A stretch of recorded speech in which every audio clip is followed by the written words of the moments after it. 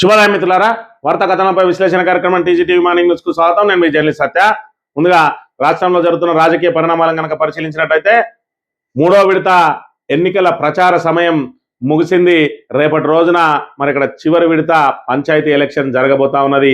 ఇప్పటికే 2 విడతలలో బీఆర్ఎస్ సత్తా సాటింది.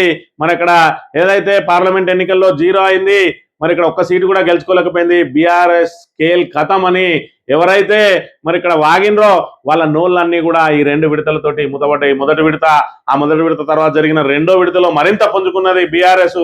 3వ విడతకు వచ్చినప్పటికీ ఏకపక్షంగానే గెలిచే అవకాశం ఉండడంతో మరి ఇక్కడ కాంగ్రెస్ ఏదైతే అధికార దుర్వినియోగానికి ఏదైతే దిగజారుడు రాజకీయాలకు ఏ విధంగా పాల్పడుతున్నదో ఒక్కసారి మరి ఇక్కడ గమనించినట్టయితే కాంగ్రెస్ ఎమ్మెల్యే ఏం మాట్లాడుతా ఉన్నాడు. ఈయన ప్రజాస్వామ్యబద్ధంగా ఎన్నికైనటువంటి మరి ఇక్కడ ఎమ్మెల్యే ఆయన ప్రమాణ స్వీకారం చేసే రోజున రాగ దేశాలకు కుల మతాలకు అతీతంగా నేను ఏదైతే తన నియోజకవర్గంలో ఉన్న ప్రజలందరినీ మరి ఇక్కడ ఒకేలా చూస్తానని మరి ఇక్కడ దీనిలో రాజకీయాలకు తావు లేదని చెప్పి మరి ఏదైతే మరి ఇక్కడ పక్షపాతం వహించనని చెప్పి ప్రమాణ స్వీకారం చేసిన అతను మరి సర్పంచ్ ఎన్నికల్లో గెలవడం కోసం ఎంతకు దిగజారిండో ఒకసారి గమనించినట్టయితే ఆ కాగితం తీసుకొని ఆ గల్లీకి తీసుకురావడం కావాలన్నా, ఆ గల్లీకి డ్రైన్ కావాలన్నా, ఆ గల్లీకి రెసిప్ట్ కార్డు కావాలని ఎట్లా తీసుకుని ఎవరి దగ్గరికి వస్తాడు? ఎవరి దగ్గరికి? మేఘారెడ్డి దగ్గరికి రావాలి. వనపర్తికి మేఘారెడ్డి దగ్గరికి వస్తే గేటు బయట బయటికి పట్టేస్తాం. అసలు చేసే సమస్య కాంగ్రెస్ సర్పంచ్ అభ్యర్థులు కనుక ఓటేయకపోతే మరి ఇక్కడ మీరు ఎవరైతే బీఆర్ఎస్ ని గెలిపిస్తారో ఆయనకు రోడ్డు కావాలన్నా డ్రైన్ కావాలన్నా ఎవరి దగ్గరికి రావాలి? మేఘారెడ్డి ఏదైతే వాళ్ళ అయ్య సొమ్ము ఇక్కడ ఇస్తా ఉన్నాడు. మరి ఇక్కడ ఏదైతే ప్రభుత్వ సొమ్మును ఇవ్వడానికి ఈయన కాంగ్రెస్ వాళ్ళకి ఓటేస్తేనే ఇస్తాడట, లేదంటే బీఆర్ఎస్ వాళ్ళను సర్పంచ్ గా గెలిపిస్తే వాళ్ళని గేటు బయట నుంచే దొబ్బెత్తాడట. కాగితం పట్టుకొని ఎక్కడికి రావాలి? మేఘారెడ్డి దగ్గర రావాలి. వనపర్తి ఎమ్మెల్యే నా దగ్గరికి వస్తే మెడబట్టి గెంటేస్తా అని ఇలాంటి నీచ రాజకీయాలు చేసే ఇది ఇంకా ప్రజాపాలన ఇందిరమ్మ పాలన ఒక్కసారి అర్థం చేసుకోవాలి. కాంగ్రెస్ వాళ్ళు ఎంత నీచాని కొడిగడతా ఉన్నారు అని అంటే మరి ఇక్కడ ఏ విధమైన దాడులకు పాల్పడతా ఉన్నారు, ఏ విధంగా భయభ్రాంతులకు గురి చేస్తా ఉన్నాడో కూడా ఇక్కడ చూసినట్టయితే కాంగ్రెస్ తరఫున ప్రచారం చేస్తా ఉన్నాడు. కాంగ్రెస్ మరి ఇక్కడ సర్పంచ్ ఓడిపోయినా కూడా మొత్తం ఆయననే మరి ఇక్కడ ఆయనదే నడుస్తుందట, ఆయననే ఇచ్చిన ఇళ్లను కూడా రద్దు చేస్తాడట. ఒకసారి చూసినట్టయితే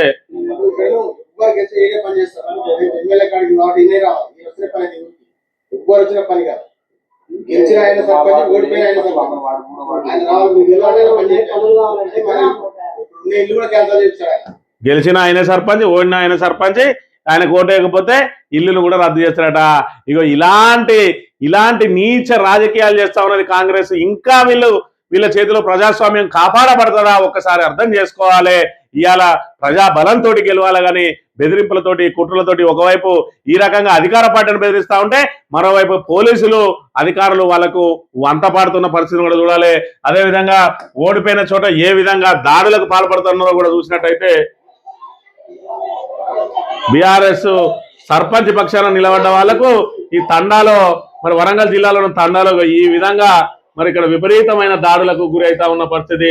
ఇక్కడ మన సమీపాన్నే ఉన్నటువంటి మంచిర్యాల జిల్లా జైపూర్ మండలం మరి ఇక్కడ షెట్పల్లి గ్రామంలో చూసినట్టయితే రేపు అక్కడ ఎలక్షన్ జరగబోతా ఉన్నది. ఇక ఈ రకంగా దాడులకు పాల్పడుతూ ఇవాళ మేము మరి ఇక్కడ సీట్లను గెలుచుకున్నామని చెప్పి సిగ్గు లేకుండా చెప్తా ఉన్నది ఈ కాంగ్రెస్ ప్రభుత్వం. ఇవాళ మాకు సీట్లు వచ్చినాయని చెప్పి చెప్తున్న పరిస్థితిని కూడా మనం ఇక్కడ చూడాలి. మరి ఇక్కడ వీళ్ళు గెలిచిన ఏదైతే ఏమేమి గెలిచిండ్రు, ఎట్టెట్ట గెలిచిండ్రు, వీళ్ళు గెలిచిన కథ ఏ విధంగా ఉన్నది కూడా ఒక్కసారి మనం గమనించినట్టయితే మేజర్ గ్రామ పంచాయతీలు ఉన్న చోటల్లా మరి ఇక్కడ కాంగ్రెస్ ఓడిపోయింది. మరి ఇక్కడ చిన్న చిన్న గ్రామ పంచాయతీలను కాంగ్రెస్ పార్టీ కైవసం చేసుకుంటా ఉంటే మేజర్ గ్రామ పంచాయతీలన్నీ కూడా మరి ఇక్కడ టిఆర్ఎస్ కైవసం చేసుకున్నది. ఒక్కసారి రామగిరి మండలాన్ని కనుక మనం పరిశీలించినట్లయితే రామగిరి మండలంలో మొత్తం 16 గ్రామ పంచాయతీలు ఉంటే ఒకటి పెద్దంపేట కోర్టు స్టే తోటి ఆగింది. మొత్తం ఇప్పుడు 15 గ్రామ పంచాయతీలు ఉన్నాయి. ఈ 15 గ్రామ పంచాయతీలలో ఒకటి మరి ఇక్కడ ఏదైతే చందనాపూర్ ఏకగ్రీవం అయింది. ఇప్పుడు మిగిలిన పంచాయతీలు 14కి మొదటి విడతలో ఎన్నికలు జరిగినాయి. మొదటి విడతలో ఎన్నికలు జరిగితే మరి ఇక్కడ లొంక కేసారం కాంగ్రెస్ పార్టీ, అదేవిధంగా రెండోది పన్నూరు, మూడోది నవాబ్పేట, నాలుగోది రాజాపూర్, ఐదోది లద్నాపూర్, ఆరవది సుందిల్లా.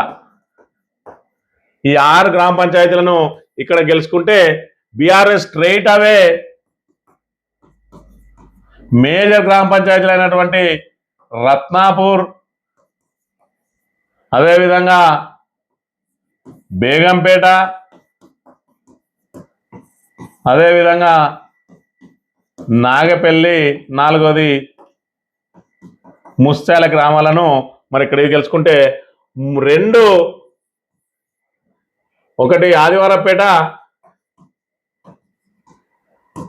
రెండోది కల్వచెర్ల, ఇవి రెండు కూడా బీఆర్ఎస్ మద్దతు ఇచ్చినటువంటి క్యాండిడేట్లు ఇక్కడ విజయం సాధించిండ్రు. మరో 2, ఒకటేమో జల్లారం, రెండోది బుధవారంపేట. ఈ 2 ఇండిపెండెంట్లు. అంటే ఓవరాల్ గా మరి ఇక్కడ ఇవి 6 గెలిచింది, ఒకటి ఏదైతే ఏకగ్రీవం కూడా వాళ్ళ ఖాతాలు వేసుకుంటే 7 అయిపోయినాయి. స్ట్రైట్ అవే బీఆర్ఎస్ 4 గెలిచింది, అదేవిధంగా రెండు మద్దతు ఇచ్చినవి గెలిచినాయి, 2 ఇండిపెండెంట్లు గెలిచిన పరిస్థితిని మనం ఇక్కడ చూడవచ్చు. మరి ఓవరాల్ గా చూసుకున్నట్టయితే వీళ్ళ పర్సెంటేజ్ ని ఒక్కసారి గమనించినట్టయితే టోటల్ గా రామగిరి మండలంలో పోలైన ఓట్లు ఎన్నాయంటే 24,183 ఓట్లు పోలైతే కాంగ్రెస్ వాళ్ళ అభ్యర్థులందరూ నిలబడ్డ యొక్క లెక్క చూసుకున్నట్టయితే 9,774 ఓట్లు మరి ఇక్కడ కాంగ్రెస్ కు పోలైనవి చూసుకున్నట్టయితే 40% వీళ్ళకు ఓటు షేరింగ్ వచ్చింది. అదేవిధంగా బీఆర్ఎస్ కు చూసుకున్నట్టయితే ఇదే 183 ఓట్లలో 10,725 తోటి 44% ఓటింగ్ ను కైవసం చేసుకున్నది బీఆర్ఎస్. ఓవరాల్ గా మరి కాంగ్రెస్ కు 6 సీట్లు, బీఆర్ఎస్ ఓన్లీ స్ట్రైట్ అవే చూసుకున్న మద్దతు ఇచ్చిన వాటిని పక్కకు పెట్టినా కూడా స్ట్రైట్ అవే చూసుకున్నా కూడా 4 సీట్లలో గెలిపింది. మరి ఇక్కడ వీళ్ళ 6 సీట్లలో కలిపి మరి ఇక్కడ లొంక కేసారం 1 ఓటుతోటి, అదేవిధంగా నవాబ్పేట 59 ఓట్లతోటి, పన్నూరు 377 ఓట్లతోటి, సుందిల్లా 376 ఓట్లతోటి, రాజాపూర్ 177 ఓట్లతోటి, అదేవిధంగా లద్నాపూర్ 165 ఓట్లతోటి, మొత్తంగా 1155 ఓట్లతోటి మరి 6 సీట్లలో వచ్చిన ఆధిక్యం చూసుకుంటే 1155 అయితే మరి ఇక్కడ బీఆర్ఎస్ గెలిచింది నాగపల్లి 483, బేగంపేట 612, రత్నాపూర్ 277, ముత్యాల చూసుకున్నట్టయితే 77. ఈ 4 ఇట్లలో చూసుకున్నా కూడా 1449 మరి ఇక్కడ మెజారిటీ లభించింది, 49 ఓట్ల మెజారిటీ లభించింది. ఈ ఓవరాల్ గా వీళ్ళ చూసుకున్నట్టయితే 4,534 ఓట్లు కాంగ్రెస్ కి వచ్చినాయి. అందులో మరి ఇక్కడ పోలైన ఓట్లు ఏంటంటే 9,267. ఏదైతే వీళ్ళు 6 గ్రామ పంచాయతీలు గెలిచిరో అందులో 9,267లో 4,534 సాధిస్తే వీళ్ళకి వచ్చిన పర్సెంటేజ్, వీళ్ళు గెలిచిన 6 సీట్లనే చూసుకున్నట్టయితే పర్సెంటేజ్ 40% వస్తే మరి ఇక్కడ బీఆర్ఎస్ చూసుకున్నట్టయితే ఈ గెలిచిన 4 సీట్ల లెక్కేసుకుంటే 3,926 మరి ఇక్కడ వీళ్ళకు పోలైన ఓట్లు. ఇందులో టోటల్ గా ఈ 4 ఇట్ల గ్రామ పంచాయతీలో 7,487 ఓట్లుంటే 3,924 వచ్చినాయి. పర్సెంటేజ్ చూసుకుంటే 52% మరి ఇక్కడ బీఆర్ఎస్ కు పర్సెంటేజ్ వచ్చింది. ఇవాళ భయభ్రాంతులకు గురి చేసి నానా రకాల ఇబ్బందులకు గురి చేసి మరి వీళ్ళు ఇవన్నీ కూడా మేము స్థానాల సంఖ్య తెలుసుకున్నామని చెప్పి చూస్తే వాళ్ళ బలాబలాలు చూసుకున్నట్టయితే ఇవాళ మెజారిటీ చూసుకున్నా 1,155 వాళ్ళది, 1,449 బీఆర్ఎస్ ది. స్ట్రైట్ అవే సంఖ్య చూసుకున్నా కూడా 15 స్థానాలలో ఏకగ్రీవాన్ని కలుపుకున్న 7 స్థానాలకే పరిమితమైంది కాంగ్రెస్. మరి ఇక్కడ కాంగ్రెస్ కు అనేక రకాల మరి ఇక్కడ అవకాశాలు ఉన్నాయి. మరి ఇక్కడ పోలీసుల మందబలం ఉన్నది, అదేవిధంగా ధనబలం ఉన్నది, అధికార బలం ఉన్నది. అయినప్పటికీ కూడా 7ను మించి సీట్లను కైవసం చేసుకోలేకపోయింది. ఇది ఒక రామగిరి మండల కేంద్రానికి సంబంధించి ఈ రేపటి రోజున ఎన్నికలు నిర్వహించబోతా ఉన్నారు. మంతనిలో ఇటు 4 మండలాలే జరిగినాయి మొదటి విడత. మరి ఇక్కడ అవతల వైపు చూసుకున్నట్టయితే రెండో విడతలో పలిమెల మండలం జరిగింది. అక్కడ మరి ఇక్కడ అధికారాన్ని విచ్చలవిడిగా దుర్వినియోగం చేసి మరి అక్కడ ఉండే అత్యధికంగా గిరిజన బిడ్డలు మొత్తం ఓవరాల్ గా తెలిపితే 4500 ఉంటాయి. అక్కడ 8 సర్పంచులు 4500 ఓట్లకు అక్కడ విచ్చలవిడిగా డబ్బులు పంపిణీ చేస్తే అక్కడ అడవి బిడ్డలు 2 ఓట్లు 4 ఓట్లు 6 ఓట్లతోటి మరి ఇక్కడ తేడాలో ఓడిపోయిన పరిస్థితి చూడొచ్చు. ఇవాళ చూసుకున్నట్టయితే టఫ్ ఫైట్ అనేది రేపటి రోజున జరగబోతా ఉన్నది. కాటారం మండల కేంద్రంలో మరి కాటారం గ్రామ పంచాయతీలో ఎదురుస్తా ఉన్నది కాంగ్రెస్. అదే విధంగా మాదేపూర్ లో మరి ఇక్కడ గెలుపుకు చాలా దూరంలో ఉన్నది. మహాముత్తారం మండల కేంద్రంలో కూడా కాంగ్రెస్ కు గెలుపు అవకాశాలు లేవు. మరి టఫ్ ఫైట్ అనేది రేపు రాబోతా ఉన్నది. ఎందుకంటే శ్రీధర్ బాబు సొంత మండలంతో పాటు శ్రీధర్ బాబుకు పట్టున్న మండలాలలో రేపటి రోజున 3వ విడత ఎన్నికలు జరగబోతా ఉన్నాయి. దానికోసమే మరి ఎంత భయభ్రాంతులకు గురి చేసినా ఇవాళ కాంగ్రెస్ ను ధీటుగా ఎదుర్కొని ఇవాళ పెద్ద ఎత్తున మరి ఇక్కడ విజయం సాధించగలిగింది ఇవాళ బీఆర్ఎస్ అనే విషయాన్ని మనం ఇక్కడ గమనించాలి. ఈ రకంగా ఇవాళ పెద్ద ఎత్తున మరి ఇక్కడ విజయ అవకాశాలను సొంతం చేసుకున్నటువంటి బీఆర్ఎస్ ను ఎదుర్కోలేక ఏదైతే గుర్తులతో వస్తే ఖచ్చితంగా మనకు పరాభవం తప్పదు అని చెప్పి ఏదైతే అనుకున్నాడో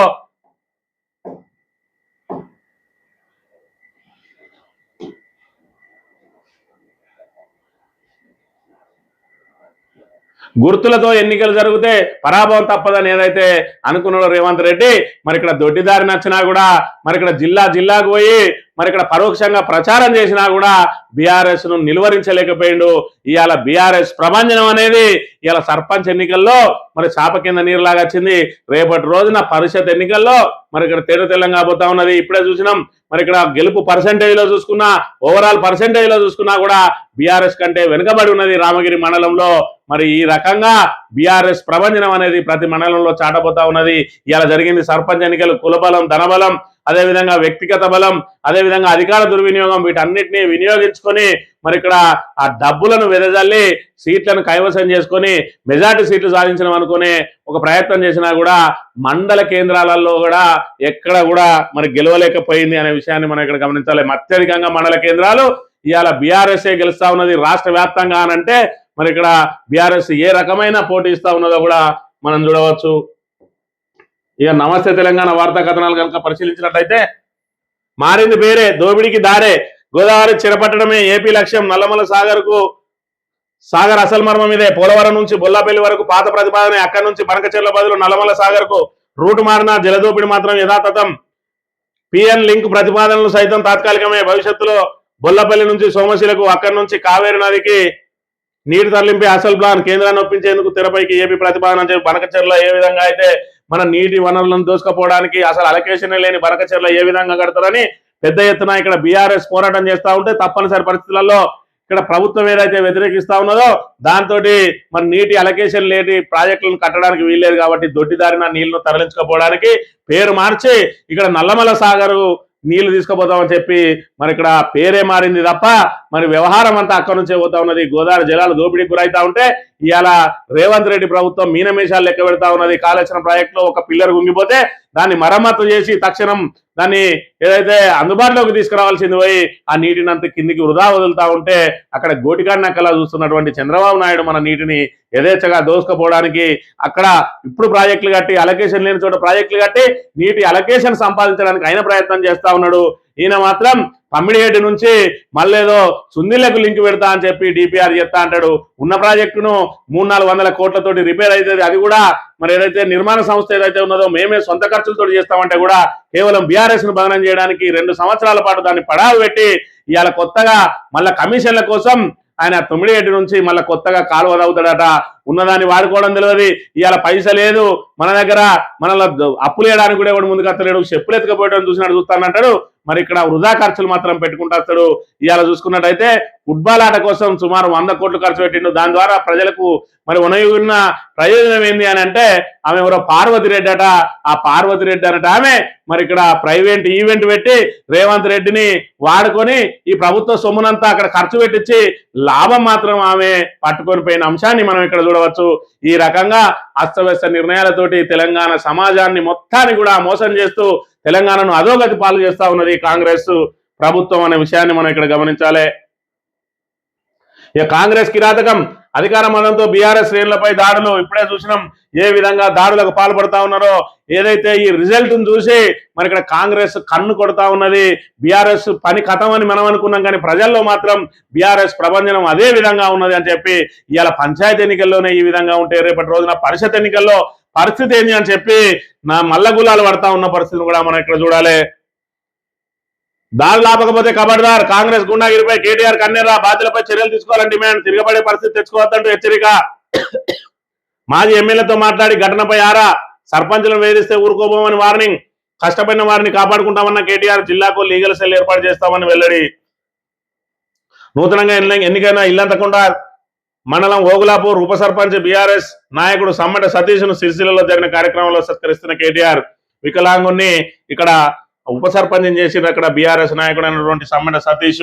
మరి ఈ సందర్భంగా కేటీఆర్ గారు మాట్లాడుతూ ఏ విధంగా కొత్త సర్పంచ్లను భయభ్రాంతులకు గురి చేసి మరి పార్టీలో చేర్చుకోవడానికి ప్రయత్నం చేస్తా ఉన్నారు. ఇక్కడ చూసినట్టయితే శ్రీధర్ బాబు నియోజకవర్గం ఏ మందల కడితేంది మన మందలు ఇంత అయిపోయి అన్నట్టున్నది వీళ్ళ పరిస్థితి.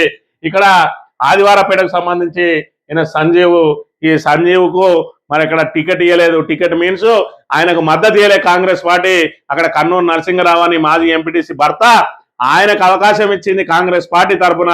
మరి ఇండిపెండెంట్ గా గెలిస్తే వెంటనే కాంగ్రెస్ నాయకులందరూ కూడా అక్కడికి తీసుకొని పోతే మరి ఇక్కడ కాంగ్రెస్ కు వ్యతిరేకంగా పనిచేస్తే మిమ్మల్ని సస్పెండ్ చేస్తాం, దగ్గరికి రానియమని మరి ఇక్కడ ఏదైతే ప్రగల్భాలు పలికినటువంటి మంత్రి శ్రీధర్ బాబు ఇవాళ గెలిచి రాగానే టక్కన హక్కున చేర్చుకుంటా ఉన్నాడు. ఎవరు గెలిచేది మన దానిలోకి రావాలని మరి ఇక్కడ ఏదైతే తాయిలాలు ఇచ్చి చేర్చుకునే ప్రయత్నం చేస్తా ఉన్నారు. సంఖ్యను పెంచుకునే ప్రయత్నం చేసి మేము బలంగా ఉన్నామని చెప్పి చెప్పుకునే ప్రయత్నం చేస్తా ఉన్నారు. స్వతహాగా గెలవలేదు కానీ వాళ్ళందరినీ కలుపుకొని సంఖ్య పెంచుకోవడానికి ఈ కుటిల రాజకీయాలు చేస్తా ఉన్న పరిస్థితిని కూడా మనం ఇక్కడ చూడవచ్చు. అదేవిధంగా ఏదైతే బీఆర్ఎస్ సర్పంచులను వేధించడానికి ప్రయత్నం చేస్తా ఉన్నారో జిల్లాకు ఒక లీగల్ సెల్ ఏర్పాటు చేస్తాం. ఎందుకంటే మీ మీద ఒత్తిడి తీసుకొచ్చి మిమ్మల్ని సస్పెండ్ చేయించడానికో మిమ్మల్ని ఏదైతే అక్రమ కేసులలో ఇరికించడానికి ఏదైనా ప్రయత్నం చేస్తే ఖచ్చితంగా మీకు బీఆర్ఎస్ అండగా ఉంటుందని చెప్పి జిల్లాకు లీగల్ సెల్ మరి ఇక్కడ ఏర్పాటు చేయబోతా ఉన్నట్టు ప్రకటించిన అంశాన్ని కూడా చూడవచ్చు. ఇక యాప్ సోపాలట, ఫోన్ లో బుక్ చేసుకుంటేనే యూరియా, సర్కార్ మరో కిరికిరి. ఇప్పటికే యూరియా కోసం నానా తంటాలు పడతా ఉన్నారు. ఇవాళ చూసుకున్నట్టయితే రైతులలో ఎంతమంది చదువుకున్న వాళ్ళు ఉన్నారు, ఎంతమంది టెలిఫోన్ లో బుక్ చేసుకునే అవకాశం ఉంటది. యూరియాను అందుబాటులోకి తీసుకురావాల్సిన ప్రభుత్వం చేతగాక యూరియాను అందుబాటులో పెట్టలేక ఏ విధంగా రైతులను ఇబ్బందులకు గురి చేస్తా ఉన్నదో మొన్న ఖరీఫ్ పంటలో చూసినాం. మరి ఇక్కడ ఒక్క యూరియా బస్తా కోసం మరి ఇక్కడ రేయింబవళ్ళు రోడ్ల మీద వేచి చూసిండ్రు. ఇవాళ చూసుకున్నట్టయితే మరి ఇక్కడ ఎకరానికి 2 బస్తాలు ఇస్తారట. అది కూడా ఒకసారి ఒక బస్తా ఇచ్చి తర్వాత 15 రోజులకు ఒక బస్సు ఇస్తారట. దీనికి ఫోన్లో చేసుకోవాలన్నట. ఇవాళ చదువురాని రైతు బక్క రైతు ఏ విధంగా ఫోన్లలో బుక్ చేసుకుంటాడో ఒక్కసారి ఆలోచన చేయాలి. ఈ విధంగా ప్రజలను రైతులను ఎట్లా గోస ఉచ్చుకుంటా ఉన్నది. కనీసం యూరియా కూడా సప్లై చేయలేని మరి ఇక్కడ నీచ స్థితిలో ఉన్నది కాంగ్రెస్ ప్రభుత్వం. మరి అడ్డంగా ఫెయిల్ అయిపోయింది. పూర్తిగా కేవలం డబ్బు సంపాదనే ధ్యేయంగా ముందుకు పోతా ఉన్నారు కానీ రైతు సమస్యలను పట్టించుకున్న పాపాన పోవడం లేదు. ప్రజాపాలన పేరుతోటి ప్రజా పీడన నడుస్తా ఉన్నదనే విషయాన్ని కూడా మనం ఇక్కడ గమనించాలి. మెస్సీ టూర్ లో హై ప్రొఫైల్ మోసం, 45 కోట్ల వరకు వసూలు చేసినట్టు పార్వతిరెడ్డిపై ఆరోపణలు. టూర్ కు చీఫ్ ప్యాటర్న్ గా రేవంత్ రియల్టీ భాగస్వామి అనిల్ రెడ్డి భార్య. అర్హతలను పట్టించుకోకుండా ఆమెకు ఈవెంట్ బాధ్యతలు అప్పగింత. మెస్సీతో ఫోటోకు 9,95,000 500 మంది నుంచి వసూలు చేసిరట. మీట్ అండ్ గ్రీట్ లో 29 మందితోనే కరచాలనం. ఫోటోకు అవకాశం. ఇండియా టూర్ లో ఎక్కడా లేని విధంగా హైదరాబాద్ లోనే ఫోటోల దందా. ప్రకటనల ఒప్పందాలపైన ఆరోపణలు మోసం చేశారంటున్న పలువురు అని చెప్పి మరి మెస్సీ ఫుట్బాల్ దిగ్గజం ఏదైతే ఉన్నాడో రేవంత్ రెడ్డి, ఆయన మనవడు, ఆయన ఎమ్మెల్యేలకు సంబంధించిన వాళ్ళు, ఆయన అనుచరులకు సంబంధించిన కొడుకులందరినీ పెట్టుకొని మొన్న ఏదైతే మరి ప్రజాధనాన్ని 100 కోట్లను వెచ్చించి సింగరేణికి సంబంధించిన 10 కోట్లను అలా తీసుకుపోయి కుమ్మరిచ్చి ఇవాళ పార్వతి రెడ్డి అనే ఆమెకు 45 కోట్ల లాభాన్ని తీసుకొచ్చిండు రేవంత్ రెడ్డి. ఇక్కడ చూసుకున్నట్టయితే మరి ఇక్కడ ఎవరి డబ్బులు ఎవరు లబ్ధి పొందుతా ఉన్నారు? ప్రైవేట్ ఈవెంట్ కు రేవంత్ రెడ్డి ప్రజాధనాన్ని ఎందుకు ఖర్చు చేసిండు? ఇవాళ చూస్తే మరి ఇక్కడ ఏదైతే మనం చూస్తా ఉన్నాం అది కార్ రేసింగ్ కు సంబంధించి అది మన ఆటోమొబైల్ రంగంలో మరి ఇక్కడ ఒక విస్తృతమైన మార్పులు తీసుకురావడానికి దేశ విదేశాల నుంచి తీసుకొచ్చి 45 కోట్లు పెడితే నానా యాగి చేసిన రేవంత్ రెడ్డి ఇలా ప్రైవేట్ ఈవెంట్ కు 100 కోట్లు ఖర్చు పెట్టిండు. రేపటి రోజున నీ పరిస్థితి ఏంది? రేవంత్ రెడ్డి ప్రజాధనాన్ని ఖర్చు చేసి ఇవాళ 45 కోట్లు టికెట్లు వసూలు చేసుకున్న వాళ్లకు అప్పచెప్పినావు. అడ్డంగా నువ్వు బుక్ అయినట్టు కాదా? రేపు ప్రభుత్వం వచ్చిన రోజు నీ మీద క్రిమినల్ పిటిషన్ వేసి నిన్ను జైలుకు పంపడానికి ఒక్క ఆధారం చాలదా అని మరి ఇక్కడ ఏదైతే నీలాగానే కక్ష సాధింపులకు వేధింపులకు మరి ఇక్కడ పాల్పడే వాళ్ళు ఉంటే నువ్వు జైల్లో నుంచి బయటపడతావా నువ్వు ఈ నిర్ణయాలను చూసి అని చెప్పి మరి ఇక్కడ తెలంగాణ ప్రజానీకం ఇక్కడ ప్రశ్నిస్తా ఉన్నది. సాక్షి దినపత్రిక విషయానికి వస్తే 300 ఎకరాలు 8,000 కోట్లట అమ్మేంది, దొరికిన కాడికి అమ్మేసుకుంటూ ఉన్నదంతా ఓడగొట్టమని చెప్తా ఉన్న పరిస్థితి. ఇక ఓడిన సర్పంచ్ అభ్యర్థిపై ట్రాక్టర్తో దాడి, సర్పంచ్ తమ్ముడి అఘాయిత్యం, ఇద్దరు పరిస్థితి విషమం. మరి ఇక్కడ సర్పంచ్ మా మీదనే పోటీ చేస్తామని చెప్పి బీఆర్ఎస్ సర్పంచ్ ఓడిపోయింది అయినా కూడా వాళ్ళ ఇంటి మీదకి ట్రాక్టర్ తీసుకొస్తే ఆ ట్రాక్టర్ బ్లేడ్ల కింద 4 ఇరుక్కుండ్రు, ఇద్దరు పరిస్థితి విషమంగా ఉన్నదట. ఇది రాక్షస రాజ్యమా, రౌడీ రాజ్యమా, ఇంద్రమ్మ రాజ్యం అంటే ఎమర్జెన్సీ పాలన? ఒక్కసారి ప్రజానికం ఆలోచన చేయాలి. రేపు ఇంకా 3వ విడత ఉన్నది. 3వ విడతల చిత్తుగా ఓడించి వీళ్ళకు మరి ఇక్కడ చెప్పుతో కొట్టినట్టు బుద్ధి చెప్పాల్సిన అవసరం ఉన్నది. మినీ మండళ్ళు ఎప్పుడో 2 ఏళ్లుగా ఏర్పాటుకు నోచుకుని అసెంబ్లీ కమిటీలు 24 అసెంబ్లీ కమిటీల్లో 4 కమిటీలకే మోక్షం. ముందుకు సాగిన డిప్యూటీ స్పీకర్ ఎన్నిక ప్రక్రియ. ఉభయ సభల్లో ఖాళీగా ప్రభుత్వ చీఫ్ విప్ పదవులు 2 సంవత్సరాలు అవుతుంది. ఇప్పటి వరకు కూడా పరిపాలన గాలిలో పడ్డ పాపాన పోలేదు. ఇంకా మంత్రి పదవులు 3 మంత్రి పదవులు ఖాళీగా అట్లనే ఉన్నాయి. అదేవిధంగా 24 అసెంబ్లీ కమిటీలలో 3 వేసారట. మన మిగతా 21 కమిటీలు వేయలేదు. ఇప్పటి వరకు డిప్యూటీ స్పీకర్ లేడు, ఇప్పటి వరకు చీఫ్ విప్ లేడు, కొంతమంది విప్పులు లేరు. ఇదేం పరిపాలన? 2 సంవత్సరాల తర్వాత ఇంకేనడేసుకుంటారు. మొత్తానికి మీకు ఇచ్చింది 5 సంవత్సరాలు. మరి మంత్రి పదవుల స్థానాల బెర్తులన్నీ ఖాళీగా పెట్టుకొని వచ్చి మీరేం పరిపాలన చేస్తున్నట్టు? అంటే ఉన్న మంత్రికే మేము పంపకాలు చేస్తే మాకేం వస్తలేదు, ఇంకా మిగతా వాళ్ళందరినీ నింపితే మాకేం వస్తుంది అని చెప్పి మరి ఏదైతే మంది ఎక్కువైతే మజ్జిగ పలసనని చూస్తుందా మరి రేవంత్ రెడ్డి ప్రభుత్వం అనేది కూడా ఆలోచన చేయాలి. ఆంధ్రజ్యోతి విషయానికి వస్తే మహాత్మా గాంధీకి రామ్ ఉపాధి హామీ పథకంలో జాతిపిత పేరు తొలగింపు. విబి జీరాంజీ పేరుతో లోక్సభలో ప్రభుత్వం బిల్లు. రాష్ట్రాలు 6 నెలల్లో ఉపాధి హామీ చట్టాలు చేయాలి. 100 రోజుల నుంచి 125 రోజులకు ఉపాధి పెంపు. ఒక్కో రాష్ట్రానికి ఇన్ని నిధులు అని కోటా కేటాయింపు. మించి ఖర్చు పెట్టాలంటే రాష్ట్రాలే భరించుకోవాలని చెప్పి మరి ఎంఎన్ఆర్ ఈజీఎస్ అంటే మహాత్మా గాంధీ జాతీయ మరి ఇక్కడ ఉపాధి హామీ పథకం ఏదైతే ఉన్నదో అది ఇప్పుడు మరి విబి జీరాంజీ అట. విబి జీరాంజీగా పేరు మార్చిండు.